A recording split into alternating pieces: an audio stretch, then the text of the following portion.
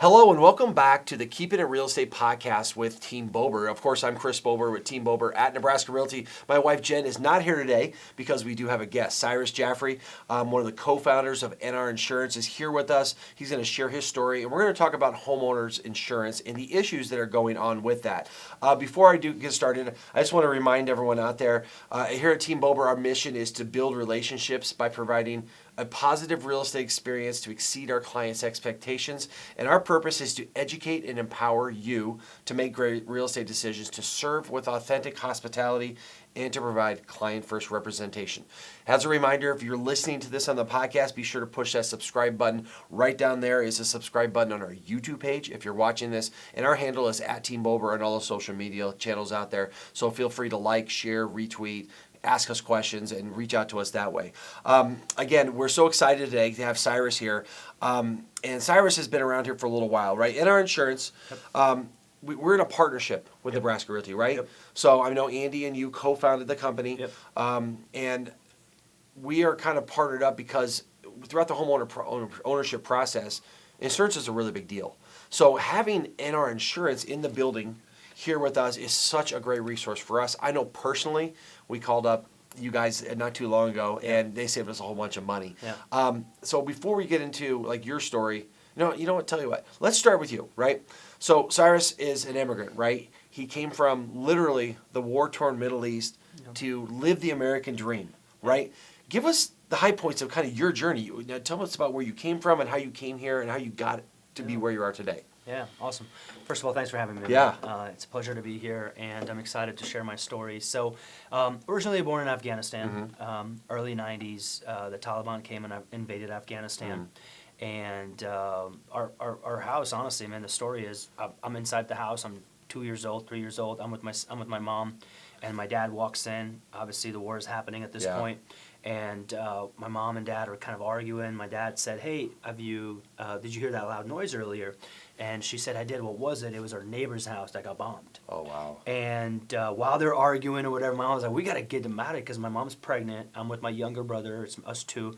My other siblings are already in Pakistan because they couldn't go to school. They shut down schools, so they left. We couldn't get out because of my dad. My dad worked for the U.S. military. So we were basically, they're arguing, and a bomb hits our house at that point. Oh, and, wow. like I'm bleeding. I'm trying to kind of get under a table. My mom's side is wide open, but somehow we all are alive. Wow. We go to a hospital, man. We spend a week at the hospital. Me and my mom kind of get stitched up, and then we're walking for about a week to get to this deserted island place right next to Kabul River, and basically get in a helicopter to get over to Pakistan to escape. But so my mom had to walk at night and basically hide during the day because they didn't want you to escape, right? They want you to stay there. And so she did that for about a week. We get to a helicopter. It's a crazy story. And I say these two things specifically because I'm a true believer in stuff happens to you for a reason. Yeah. And you either have to take those and have those fuel you to become a better person and to accomplish things in life, and a lot of people unfortunately let that kind of sit inside for a long time, and unfortunately it doesn't do them very good. So we get into the helicopter. My mom is a big prayer, and she loves praying, and she's praying really loud and talking to the pilot. And my pilot's like, "We gotta go," because there's 5 other helicopters. So it take us a minute because we do a prayer. The other 5 helicopters get out, and all 5 of those get hit by the Taliban. They fall in the Kabul River. I'm assuming none of them made it. We get up at that time. We get hit as well, but we somehow survived. Wow. So that's how we got to Pakistan, and I'm 2 years old, and I should have been dead twice now. Wow. Right? So that's kind of how we went to Pakistan. Pakistan, we lived there for 12 years. Yeah. I didn't know any better, man. I thought I was living the dream because everybody else was. You don't that know way. anything. I didn't know anything. Yeah. I was like, I really was, because I was going out. I had friends, I even had a girlfriend there, and we were having so much fun. But my mom kept trying to get us out of there because it's still a poverty country. She just didn't see how we could potentially make a living there. So she applied to become a refugee to come to my aunts and uncles lived in America at this time.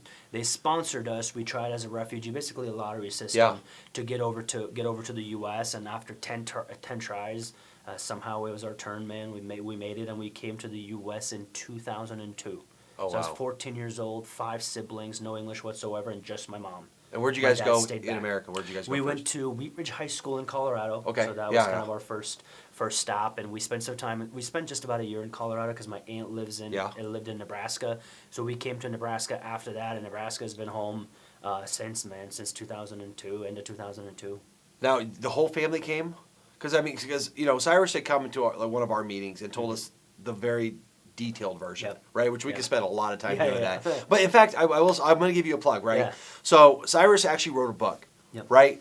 Triumph After Trauma is the name of it, and I'm going to include a link wherever you're watching this video, and you got to read it to see a guy come from literally nothing to make it as a business owner in America. But as to get back to it, it was you and your siblings. Was your dad come over too? Nope. I think you said your dad never did. Just came. My dad just came about a month ago. We haven't seen him. I haven't seen him since 2002, and we really didn't have the best relationship because my dad always lived in Afghanistan. Even though when we were in Pakistan, he would come for 3 months, leave for 6 months. He would come for 3 months, leave for 6 months. And when Dad was around, man, like Dad's way or the highway kind of thing. So like we didn't want Dad to come because he was so strict. You know, you say 5:01, you're gonna be home. At 5 o'clock, you're home at 5:01. I mean, you're gonna be spanking. That's old school, man. Like tribal, right? Man. Yeah. Like, I mean, but that taught me a lot of lessons today, right? Like, when you say things, your words matter, and the things that you say, and the things that you do, and when to show up on time, what to do, things like that. That a lot of people take for granted, but I learned that from my dad, even though at the hardest time. So that was I haven't seen him for 25 years, but we just saw him about a month ago, which is kind of, he's in his probably last years, man. He has dementia, he's not doing so well, so we wanted to spend you got some time to spend with him now. That's awesome. And then you're over here, you're in Colorado, you end up making it over here to Nebraska. I know that you went to college, right? And you were a soccer player, right? Yep. You know, soccer was a pretty big part of my life. And I shared my story there. I feel like God gives you certain things in tough times. You know, and there's always a light at the end of the tunnel is how I look at life. And there's always opportunities there for people to take advantage of, and a lot of people unfortunately don't take advantage of certain things, and soccer was one of those lights for me that God's like, dude, you got to go here, you got to go here, you got to learn this thing because it's going to change your life. And I picked it up, man, and I played. I was really fast at first, and then I learned kind of the fundamentals of soccer, you know, and I became really good. I was an all-state in Nebraska at Miller North. Cool. I got a lot of scholarships, man, Stanford, St. Louis, a bunch of different places, but I wanted to stay close to mom, so I went to Nebraska Wesleyan University. I played for 4 years. I played 1 year of football. Oh, yeah? I was a kicker for the football team. Hey, man, if you can play soccer, man, you're probably a pretty good kicker. I was pretty good until I got tackled once, and I'm like, I can't do this anymore. Yeah, man, so got out of there, and that's kind of how I got into the insurance industry right away. So I love it. I love the fact that, you know, I always heard if you give an immigrant an opportunity, you see what they make with it, because you don't know any better, right? It's like we're pretty spoiled here because we have all this. We look around here, but you came from nothing and made it all the way here. That's just an amazing story. So you're in the insurance, and we don't have to go necessarily all through your insurance thing, but let's talk about how it came to be with NR Insurance and the partnership that we have together here with Nebraska Realty and NR Insurance, and we'll talk a little bit about how that benefits us. Yeah. Well, first and foremost, man, Nebraska Realty is kind of the pinnacle of real estate in Nebraska, man, and in the country to begin with. So I've always had utmost respect for Nebraska. We always worked with realtors and mortgage officers. Like, that's kind of our bread and butter when it comes to insurance and homeowners insurance. Like, so when I was building a business, I was with State Farm. Everybody was chasing car insurance. Like, there's like car insurance. I was like, I don't want to be the 10th agent that's going to call you if you're looking for a quote. Like, I was like, let's go backwards. Like, what's another? So a lot of businesses need to understand that, like, you got to find your one product. You got to like niche market in some what is capacity. your niche? Like, you don't want to insure everybody, right? So first of all, I wanted to find my product. Which product do I really want to focus on? A lot of State Farm agents, Farmers, American Family, all these agents, they want to do auto, home, life, health, blah, blah, blah, like all these things, and they're average in all those, right? We wanted to be the best at it in the country, man. That was kind of always been what we wanted to do. So we picked up homeowners insurance, and then we said, okay, that's our product. That's what we want to focus on because everybody else focuses on car insurance. Now, where do we get these leads from? The best, easy answer is real estate mortgage people, right? They sell homes. They say, let's build relationships with them, show them the value of what we could do, and they're going to want to do business with us because we are good people, right, and good agency. So that's kind of how it all started. And then I connected, and then I kept looking. I'm like, okay, who do I got to go partner with? If I want to be in a partnership in some capacity, Yep. what company makes sense in the state of Nebraska? And Nebraska Realty, man, obviously being at the pinnacle, but I had an opportunity to meet Andy, and I kind of pitched him the idea. I said, hey, listen, like, we can bring so much value to all of your real estate agents inside of your firm that we can give them a couple of different options for homeowners insurance. And we went independent in 2019, which basically means we have 20 different companies. We don't represent one company. Our fiduciary responsibility is you and your clients. It's not the company. So we back you up, and we don't even charge you for it, if that makes sense, right? Like the company pays us. So that's the cool part about it. So that's where the partnership came through. I knew my product. I knew where the lead potentially would come from. And I just kind of went to the best, and I said, hey, man, here's a pitch. We could do a partnership together. I bring value to your clients. And he goes, yeah, absolutely. And Andy's all about value. And Nebraska Realty is all about value. The partnership completely made sense. Well, and that's a really cool thing about Nebraska Realty. And I've been with Andy for 10 plus years over here. And I was with them when it was Deep Realty back in the day. I was pre-Nebraska Realty, pre-1,000 agents plus in this building. But Andy's always very selective about bringing on good people, so I guarantee you there's a large vetting process, and it was a natural fit because you guys both have the same kind of values. And we see that with you guys being around here so much. I want to hit on one point because, I mean, again, NR Insurance is a separate business from Nebraska Realty, right? Yes. The partnership really comes in, obviously, the ownership part of it, at least in part of the ownership. But really, it's almost like you're here with us, so we have great access to you. Not only for just, hey, listen, we need an insurance quote for our clients or for ourselves, whatever it is, but you're here also to educate us, which is awesome because, like Jen and I, we're all about people that are watching this or listening to this. We want to educate and empower people to make great decisions, and you guys do that for us too. Top line information out there, just a partnership like that. But the one thing I want to hit on is, and I think this is important, right? There's basically two different types of agencies, right? There's the captive agents that, my understanding is, those are like the American Family, State Farm, that they write policies under that brand alone, right? And there's benefits to it, but there's also some negatives to it. 100%. Now you, as an independent, you have vetted a lot of companies out there, and you have approximately 10 companies that you can, one of my clients, someone comes in and says, I want to get home and auto, whatever it is. You can then basically shop that to those 10 companies. Tell us why that's an advantage to the customers. Yeah, I feel like when you do that, you're not really selling the client. Like our team educates the clients and says, listen, let us take it to the market for you, shop it around to see what the best option for you is. We'll bring it up to you, 4 or 5 different options, and then you decide what you want to go with. I feel like when I was at State Farm, I was selling, because my fiduciary responsibility was State Farm, not the client. My fiduciary responsibility now is the client. We represent the client. We want to do what's best for the client. So our job is to find the best options. Once we find the best options, promote it, let the client make that decision, what works best for them, but give them our professional opinion of, okay, here's what we would recommend you should go with. And then 2-3 years from now, the other best benefit is, Chris, you're with us. Your rate goes up in a couple of years. If it went up at State Farm or American Family, like there's nothing they can do. They can cut your coverage, upper your deductible to save you money. But with us, we can shop you again, find another best option. So you have the same agent, and you never have to go shop again for insurance. And shopping for insurance is probably the worst thing you can do when you're calling all these agents and waiting for them for months to get a hold of them and all this stuff. It's been a nightmare. So. Well, we've had a great experience personally with you guys. I know we've had clients work with you guys too, and I also know that, and I've got this from you, from Chelsea, from everyone in our insurance talks about, like, it isn't like we'll sell your insurance to anyone, right? The people you have are the people, and there's pluses and minuses of them. Some of them are going to be great at this type of home or this age of home. Some of them are great at bundling. So whatever it might be, you can find that good fit from companies that you know and trust, right? Yep. Yeah, I think everybody's bucket is different, right? I feel like a lot of those captive companies, the State Farms, American Families, they pushed you in one bucket. There's one bucket, put everybody in there, right? We have 10 different buckets, man. Like Chris is like, hey, like I've got a 10-year-old roof. Like, there's a bucket for you over here that will cover your house at a full replacement cost versus going to like a State Farm where that actual cash value, which means the house value depreciates. Like, so those are options that we have that unfortunately those companies don't. But a lot of times, right, I mean, that bucket is for certain people, Yeah. right? That's why that company exists, and they're really good at what they do. That bucket might not be for you. But then if it doesn't work for you, you got to leave and go somewhere else. 100%. Yeah, with you guys, you can just find one of your other providers to do that, and that's huge benefit in there. So let's get into the insurance industry just a little bit here. Recently it came out. Yep. We're number one. Yeah. We have won. Nebraska is the number one most expensive. We're the Chiefs. We are. We're the number one most expensive state in the country to insure your home. Yep.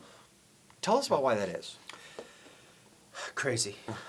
It honestly is crazy because 2-3 years from now, 2021, 2022, we were selling $1,500 policies all the time. Yep. Homeowners policies, and in the last, obviously since COVID and everything else, it's obviously tripled now in some capacity with a lot of different places. So I would say probably 2 or 3 largest factors. There's many different factors, but 2 or 3 are the largest factors. Number one factor is for sure weather. Yeah, right? Like we've had some major events, right? We had a tornado last year, several hailstorms. Several. So we've been on national news for that. So you kind of knew that was coming, right? Because they've had 100%. to pay out a lot, and insurance companies are in the business to make money, right? So you're paying out a bunch of money, the rate's got to go up to cover the cost, right? Correct. And remember, insurance agencies or insurance companies, they're projecting the rates forward, right? Yeah, like the rate that you're getting today was projected 2 years ago. Yep. Right? So like they're projecting a year from now, what's that kind of look like to But they got to do it on out. past events, and our past events have been... And they got to do it based on, also on top of that, hey, like, is there going to be a tornado maybe? Yeah. Like every 5 years there's a tornado, so that means in 2027 there's going to be a tornado, so that means the rate's got to be at this. Well, think about how many hailstorms you've had, Massive. right? So, I mean, if you have years in a row of hailstorms, of course you're probably going to have more, so they got to build that in. 100%. And so that's number one. Yeah. Okay? Now, I understand that's act of God. Well, that's not, I can't control that. Yeah. I completely get it, right? The other factor is, guys, when it gets really cold, think about how many pipe bursts that happens in the state of Nebraska. By weather, we mean is not just the wind and hail and not just the tornadoes. It's other stuff that happens. We have highs and lows here, right? So we go last week we were below zero for several days, right? Hundreds of pipes broke last Absolutely. week, right? So those have to be covered. Absolutely. And then we get about 6 months from now, it'll be 110 degrees. Yep. So we have probably the biggest range of things that we have to cover here. By our own shot. It's amazing we get to deal with our weather here, and that insurance is part of it. Insurance is a huge part of it. And then last but not least is since COVID, right, insurance companies are having a hard time finding really good talent, like really good underwriters for what they were used to paying, $60,000, $70,000. Now they got to compete with all these tech companies, all these AI companies that are paying people $120,000 to work from home. Yep. So they have to overpay, so their expenses gone up because people are needing more money to survive and inflation rates, right? So that's gonna be big. And then car parts. Oh yeah. Car parts and then home parts like roofs. Roofs are 40-50% more than it was in 2021, 2022. I mean, so if your insurance was staying the same, there's no way the insurance company will be in business long term, right? So they have to. So when you add 4 or 5 of those things, all that comes. It's like the perfect storm of factors that can raise rates. And across the country, they've gone up for a couple of those reasons. But we're just happen to be in this tornado / hail alley that's put them up there. So it's something that we're seeing on the real estate side. Yeah. Okay, and this has been maybe the last year that when we go out and help someone buy a house or sell a house, one of the biggest factors is the roof. I mean, I go to a listing appointment now. The first thing I do is look at the roof because I know it's an issue. Now, I wanted you to get your opinion on this in a second. But what happens is we go to a home and we try to head it off. But when it gets under contract, that home's going to be inspected. Okay? And when that home gets inspected, the home inspector comes out. If they see anything with the roof, they're going to, number one, recommend a roofing contractor to come give you an opinion.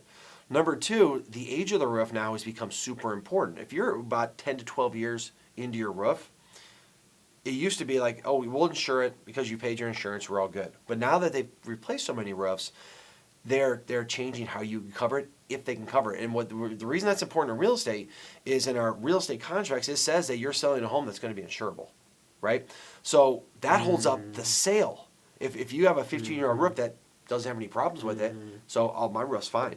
Well, your roof's too old now. The insurance company comes in. Now tell us what the insurance companies are doing now, because very rarely do they say, oh, by the way, you can't get any insurance, but they're changing between actual cash value and replacement value. So explain to them, people out there, what's the difference between actual cash value and replacement value, and then how insurance companies are using that with slightly older roofs. Yeah.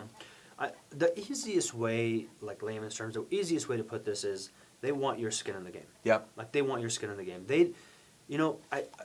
Here's what I think the biggest issue is. People call us all the time and say, well, what have I been paying for insurance? I'm like, okay, let's do the math. You've been paying for 10 years. Yeah. You're paying $2,000, $24,000. We just paid you $80,000. Yeah. What kind of math doesn't make sense? Yeah. Like they paid you 80, you only paid 24,000, right? So the math does. So what the companies are saying, hey, listen, we want the consumers to have more skin in the game. Yeah. That's pretty much what actual cash value is. Hey, after 10 years, if your roof is 10 years old, anytime something happens, we want you to put 3%, 5% of what we would have paid, have you come out of pocket instead of we paying you the full 100% of what it would cost to replace that. So for the longest time, it's been a replacement value, right? Value. And what my understanding of that is you pay your insurance, and with that insurance, regardless of the age of the roof, whenever you have an event that causes it to be replaced, the insurance company's on the hook, minus your deductible, for whatever it costs to replace that roof now.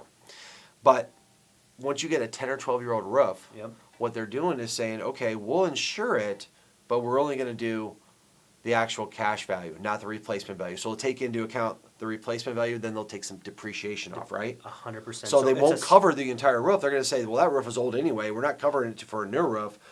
You're going to pay part of that, right? Yeah, so like let's say a lot of companies are going to 10 years. You know, we have a lot that goes to 15, but like State Farm and some of them are at 10 years now. So let's say it's 10 years. At 11th year, now your roof is covered for 95% actual full replacement cost. Year 12, it's 92% replacement cost. So the number the roof age gets higher and higher and higher. They cover less because it's they depreciated. They cover less. They just depreciate. You have more skin in the game, and that's how they can insure your home for a long time. And honestly, we needed some of that to stabilize the market a little bit. Because they've gone business, right? Well, there will be no insurance. We'll turn into Florida. Yeah. That's going to be the issue. If they don't take some of these measures, if people stop putting some of these smaller claims and kind of help us with some of these things, we will become the next Florida, which basically means there is no insurance companies there anymore. Yeah. They don't make any money, so they're like, we don't want to do any more homeowners insurance.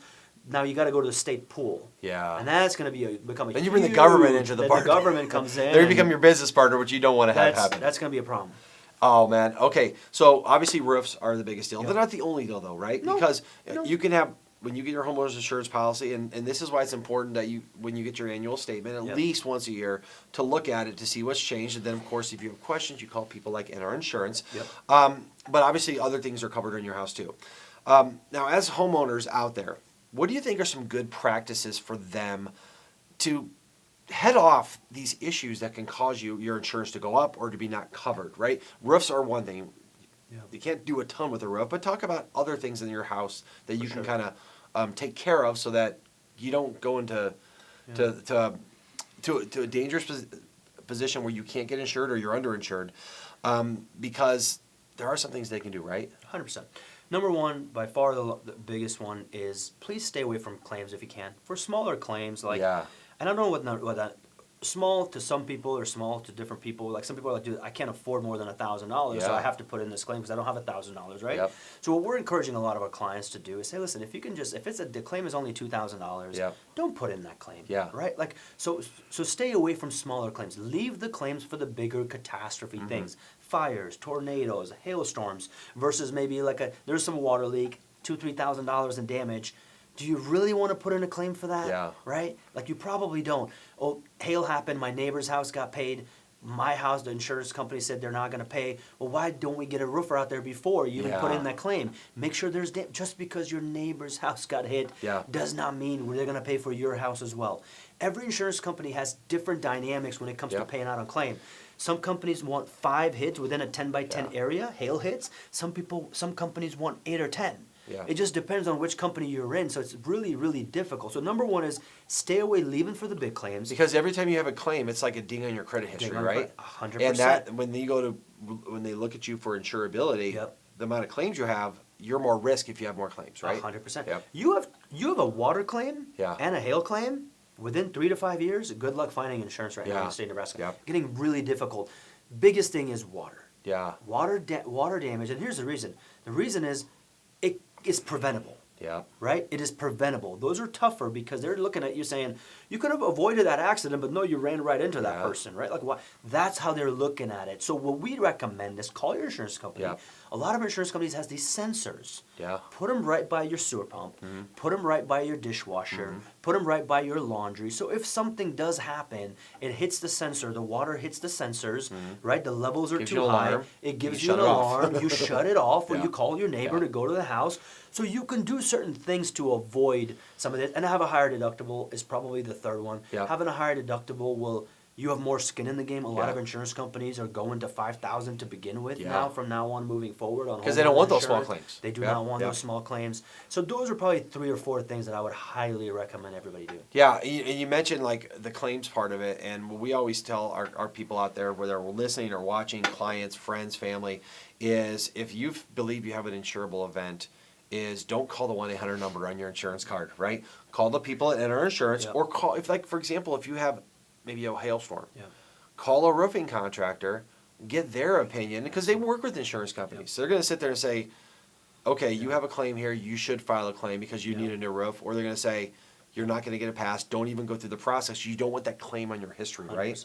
Yeah. Most of your local roofers do a really good job, you know, just be careful with the national ones. Yeah. Yeah. Coming from out of town, you know, it's state tech. Because when we get a hailstorm, tornado, you get all these roofing from Texas and Louisiana. Knocking on your door, man. Knocking on your door. So be careful. I would say a local person, but your insurance agent, you know, that's what you pay them for, guys. Yeah. Like, you have an insurance agent, you pay us for a reason, right? So like, you need to call us. We need to educate you on certain things. But I also want to make sure people understand, we are not claims adjusters. No. We don't make the checks. You're more of a facilitator. Facilitator in between, but we can at least guide you. Yeah. Say, hey, here's where you need to go. Maybe talk to this person, talk to a roofer. Or you had a claim last year, do you really want to file another one? 100%. And that you guys have a dedicated customer service department. Absolutely. It's amazing. So you're not just a one-man show. They have people. It's amazing. You can look at their website. Yep. The other thing I would say for homeowners is to go out and do your own preventative maintenance. Right? This is a great time of year. Right now, if you're watching this, all our snow is melting because we actually have nice temperatures. Well, water is going to be going somewhere. So go outside and look at the downspout that maybe got kicked off when you snowblowed and put it back on so it doesn't leach down into your basement. Go out there and clean your gutters, right? Take the trees, huge deal. Trim your trees. There is a lot of preventative stuff. So we like to put that kind of stuff out there. But obviously insurance is getting complicated. It's getting more expensive. So what do you think is coming up in the insurance industry? Just a short synopsis of like where is it going forward? Because we've seen this pretty significant increase recently. Sure.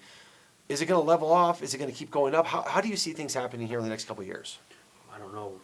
What's it going to go to 10,000? Like, you know, we're going to have a lot of people that won't be able to afford insurance, unfortunately. So it's going to have to level off. I think this year, end of this year, mostly next year, we're going to level off, you know.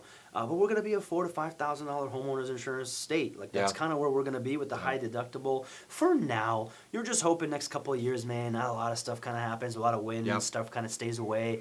Tornado kind of stays away, which we'll see. We don't need any big major events. We don't. Yeah. We honestly don't. We just need to kind of lay low for the next couple of years so things kind of stabilize. Insurance companies make a little bit of money. Guys, when insurance companies make more money, that's a good thing, right? Like, people yell at them. I'm like, why? When they make more money, some of their profits are going to give back to you in some capacity by maybe lowering their rates. You know, they pay their executives and stuff. Like, I understand that part of it. And they have like, shareholders. In some 100%. In some capacity, they're going to come back to you in some capacity. So you want them to make more money, and you putting in a bunch of claims is not going to help them more money, right? So, and the last thing is SOLA. Yeah, tell us about this. This is fascinating to me. Because Chelsea came last week and presented to us. And Chelsea's one of his gals there. She's amazing. She talked about this thing called SOLA, which is basically an insurance on your deductible, right? So tell us how that is potentially coming, right? And tell us how that might be a benefit.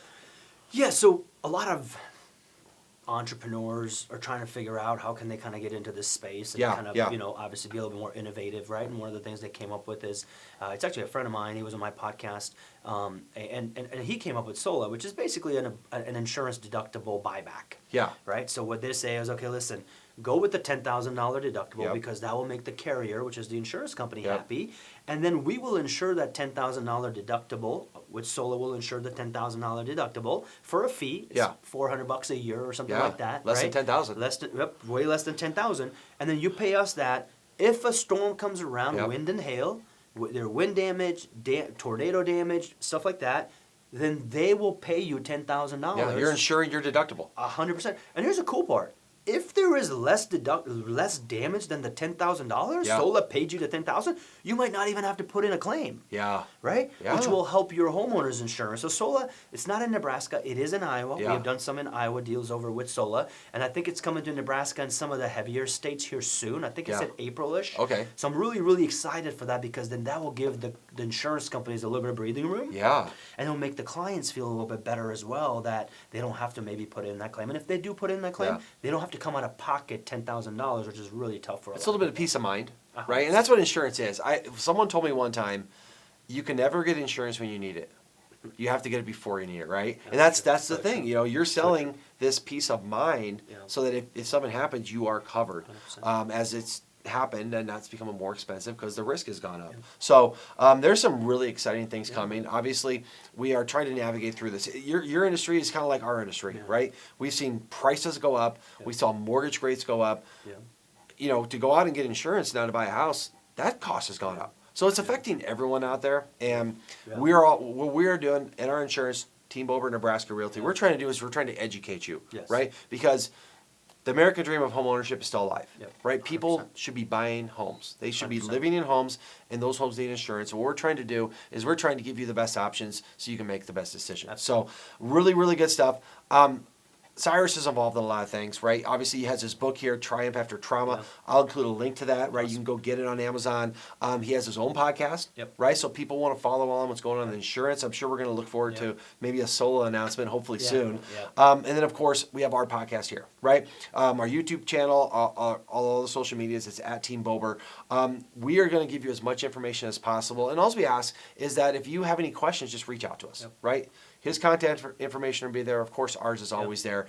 And again, we are going to just try to educate you, try to empower you so that you can make great decisions. You can have peace of mind. And I hope you can appreciate that here at Nebraska Realty, we team with great people like Cyrus and NR Insurance to provide the best possible service that's out there. So again, thank you everyone out there for listening, for watching, for following us. We are always available for any questions. And just remember out there, if you have any friends or family that need real estate services or insurance services, feel free to reach out to us. We appreciate it.